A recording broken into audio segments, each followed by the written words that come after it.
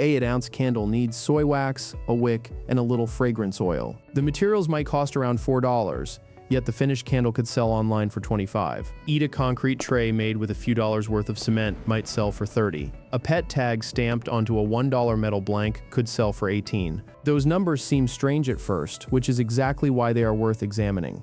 This is not a list of crafts that happen to be trending this week. We are looking at boring products, simple, familiar items that people often overlook. Their real advantage is repeatability. Making one cool item is a hobby. Building a reliable process that produces and sells the same item again and again is a business. That process can eventually earn money even when you're not actively working. I found 8 products that fit that description. With each one, we are asking more than, can I make this? The answer to that is usually yes. We need to know whether it can become a business. Can you package it, price it, sell it profitably, and repeat the process? For each product, we will look at the material costs, the business model, and the risks people tend to miss. There may be a profitable business hiding inside one of these very ordinary products. Section 1. Artisan Soap. We will start with a classic, Artisan Soap. More specifically, melt and pour soap. The process is about as simple as soap making gets. You buy a pre-made soap base, melt it, mix in your fragrance and color, and pour it into a mold. You're not creating soap from raw chemicals. You're taking an existing base and customizing it. A 16-ounce batch might cost around $11 in ingredients and produce several bars. That puts the material cost of each bar at only a couple of dollars. But the business is not really in the soap. It is in the story you build around it. Most people do not need handmade soap. They buy it because it feels more personal or suits a particular need. Branding, packaging, and a clear niche create most of that extra value. A plain oatmeal soap is a commodity. Now give it a name like Calming Oatmeal and Honey Soap for sensitive skin, vegan and cruelty-free. Wrap it in a clean paper band, add a craft paper label, and photograph it properly. It suddenly feels like a completely different product. That presentation can be the difference between a $3 bar and a $12 bar, even when the ingredients are fairly similar. The business model depends on knowing who you are selling to. You might make rugged, woodsy soaps for men, baby shower gift sets, or unscented natural bars for sensitive skin. Those are 3 different businesses, even if the soap making process is almost identical. The market is crowded, so average photos will disappear among thousands of similar listings. Customers cannot smell or touch the soap through a screen, which leaves the photos to do most of the work. Soap also touches the skin, which brings labeling requirements and possible liability. You need to be clear about what is in each bar and avoid making claims you cannot support. A simple, accurate ingredient warning protects the customer, builds trust, and helps protect the business. Section 2. Concrete trays and coasters. The second product is the concrete tray. This category also includes coasters, small planters, and the little oval dishes people use for jewelry, keys, or loose change. People buy these items for the look. Concrete feels industrial, clean, and slightly brutalist. It fits neatly into the minimalist home decor style that shows up all over social media. The raw material is surprisingly cheap. A 10-pound bag of specialized artisan concrete mix might cost around $24. Depending on the size of your molds, that could be enough for a few dozen small items. Regular concrete mix from a hardware store can cost even less. The basic process is easy. Mix the concrete, pour it into a silicone mold, and leave it to cure. Once it is ready, you may need to sand the surface or apply a sealer. Mixing and pouring are not the hard parts. Consistency is. Can you make 10 coasters with the same color and no air bubbles, cracks, rough edges, or obvious differences? A customer buying a set expects every piece to match. This business runs on perceived value. You are not charging someone $30 for a lump of concrete. You are selling a piece of home decor that fits the style they have chosen for their space. The target customer may happily pay $30 for a key tray because it completes the look of the entryway. The cement itself is almost irrelevant. Shipping is where this product can become painful.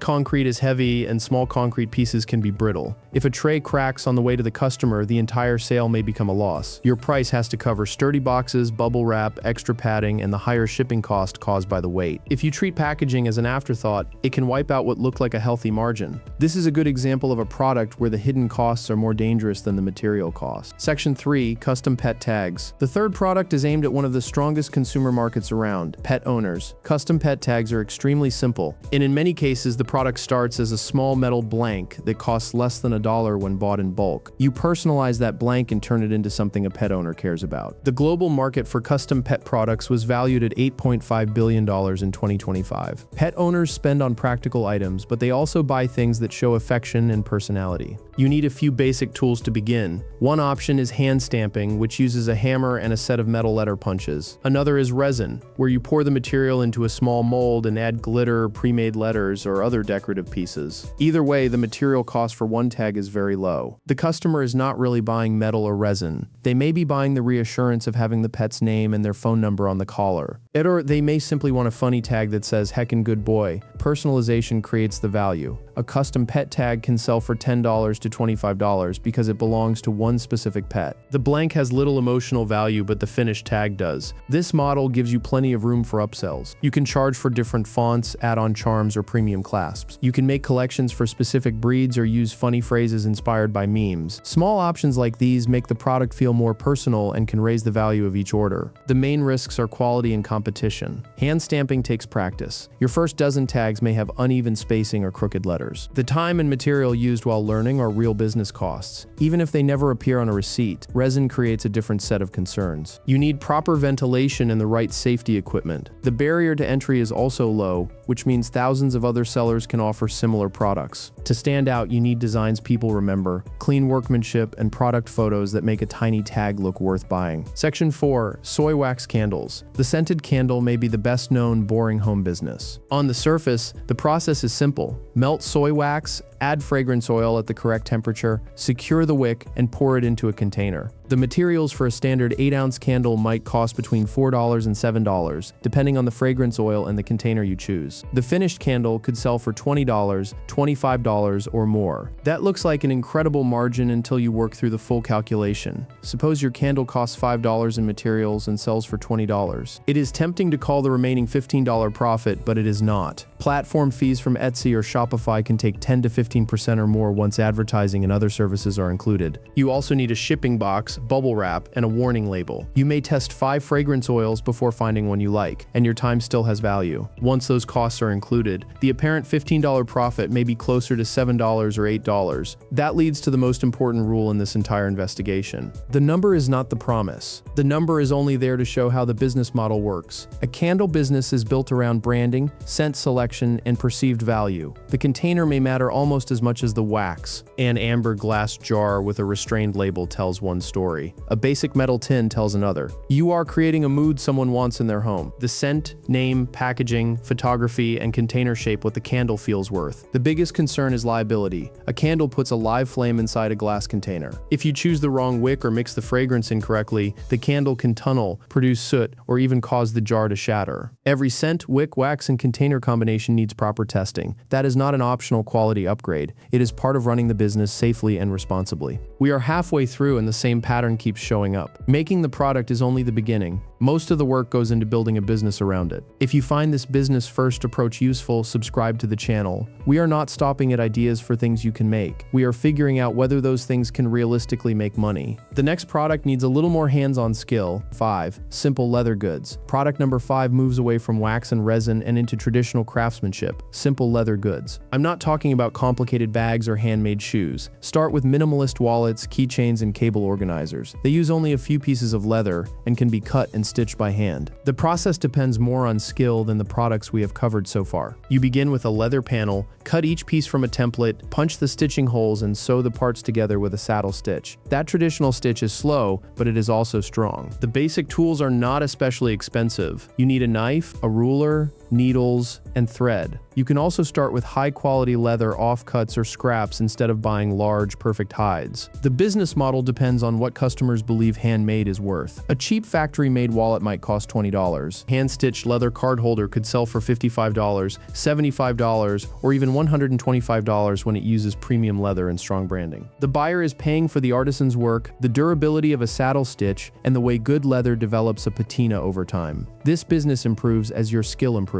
Cleaner stitching and better edge finishing allow you to charge more. Later, you can work with unusual or premium leathers and move into a higher price range. Your craftsmanship is the main asset. That is also where the biggest risk sits. The first wallet you make probably will not be good. The fifth may be acceptable. It takes patience and repeated practice before your work looks professional enough to justify a premium price. During that learning period, your hourly wage may be only a few pennies. Profit arrives only after you have learned to work cleanly and efficiently. Section 6. Tiny wood products. Next is wood, but the same rule applies. Keep the product simple. simple. Think about small items that solve ordinary problems, such as wooden phone stands, magnetic key holders, or coasters. None of these products is revolutionary. They are useful, easy to understand, and small enough to make at home. One $5 board might provide enough material for 7 phone stands. With a clean finish and the right presentation, each could sell for up to $25. You can begin without a workshop full of expensive equipment. Hand saw, sandpaper, and a can of wood oil may be enough for the first batch. Hardware stores sell wood that is already cut to standard dimensions, so you do not need to process a rough log or own industrial tools. The best beginner products need only a few straight cuts followed by careful sanding and finishing. The money does not come from slowly making one phone stand at a time. It comes from batching the work. Cut the pieces for 20 stands in one session. Sand all 20 together, then oil all 20. Repeating one task across a full batch is much faster than completing each product from beginning to end before starting the next one. That workflow turns the hobby into a business. Every minute removed from one item's production time creates more room for profit. This category also works well with niches. Walnut can give your products a more premium look. Bamboo may appeal to customers who want an eco-friendly option. You can also bundle a phone stand, coaster, and pen holder into a desk organization set.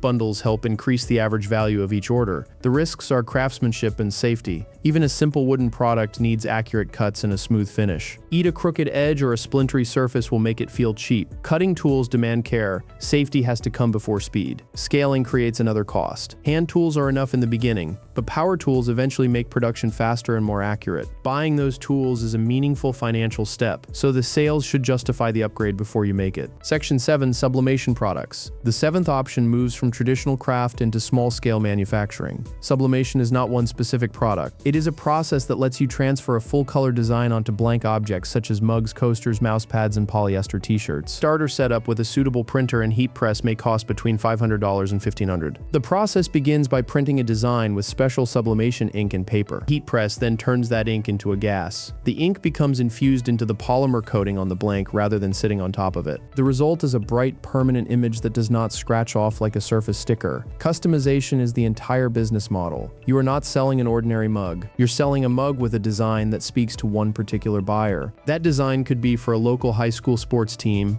an inside joke for nurses, a piece of abstract art, or a customer's personal photo. A blank mug may cost around $2, while the finished custom version can sell for $15 to $25. The system is highly repeatable. Once the design is ready, printing one copy or 100 follows the same process. Your job becomes clean, accurate fulfillment. The first risk is the upfront investment. Printer and heat press cost much more than a block of soap base. You also need design skills or a reliable source for high-quality artwork. Weak artwork will make even a perfectly printed product look cheap. Large print-on-demand companies can produce quantities and prices a home seller cannot match. Your advantage is specificity. You can serve a narrow group those companies understand poorly. The more specific the niche, the easier it is to make a product feel personal. Section 8. Simple 3D printed products. The final product takes the move from craft to system even further. Simple 3D printed products. This does not have to mean complicated statues or collectible toys. Some of the best opportunities are boring plastic parts that solve one very specific problem. The production process is largely automated. You create a 3D model or find one online, load it into a slicer program, and start the print. The machine handles most of the physical work. The business is a tiny factory for needs that are too narrow for a large manufacturer. Maybe someone needs a replacement battery cover for a 20-year-old remote control. They might want a custom bracket that mounts one specific internet router to the wall. They may need a small clip designed to organize charging cables for one brand of power tools. You're not selling 50 cents worth of plastic. You are selling a solution that the customer cannot easily find in a store. Some sellers focus on a single community. Vintage camera enthusiasts may need replacement parts that manufacturers stopped producing years ago. Board gamers may want fitted organizers that keep every card and piece in place inside a particular game box. Some businesses report markups of 1,000% or more over the raw material cost because the design and its specific use create the value. The plastic itself is cheap. The risks are technical. Reliable 3D printer costs money, and printers do fail. You need to understand how the machine works, how to diagnose bad prints, and how to handle basic maintenance. There is also a legal issue. Many free models online are licensed for personal use only. Downloading a a design does not automatically give you permission to sell products made from it. You may need to buy a commercial license from the designer. The other option is to learn basic 3D modeling and create your own solutions, which gives you more control and something competitors cannot copy as easily.